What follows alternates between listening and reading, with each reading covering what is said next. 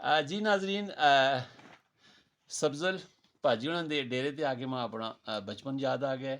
यकीन करो इत्थे में अंदर बड़े इस कोठे बिच ते दिल बाग बाग हो गया, इतना खुश होया में। ये अग भी बलदी है, इस उत्ते डोलचा रखे दा है जी, इस च पानी पे गर्म होंदा है ते कट्टियां भी बधी दियां ने, गाइयां भी ने, इस पासे बकरियां ने ते बाहर भी बहुत बड़ी इन्हां दी खुरली है। मोहम्मद अशरफ भाजी इन्हां दे सारेयां कोलों बड़े भरा ने जी।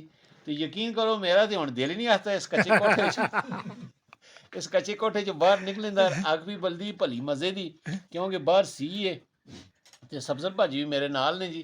पर हुण जुलना पिया सी, या ते एह चुल्हा ते अग में नाल ही चा खाना ते माशाअल्लाह जी माशाअल्लाह। अज दा मेरा जेह्ड़ा एह सैल है जी कढ़ना दा, जी जी ते खासकर तुसां दे अशरफ भाजी जेह्ड़े कच्चे कोठे ने ना, जी जी एडे सोहणे लिमे गुंदे दे ने जी जी। अशरफ भाजी तुसां दे कोठे जेह्ड़े ने एडे सोहणे लिमे गुंदे दे ने जी ते किसे जाई मां कोई कचरा गंद नजर नहीं आया ना।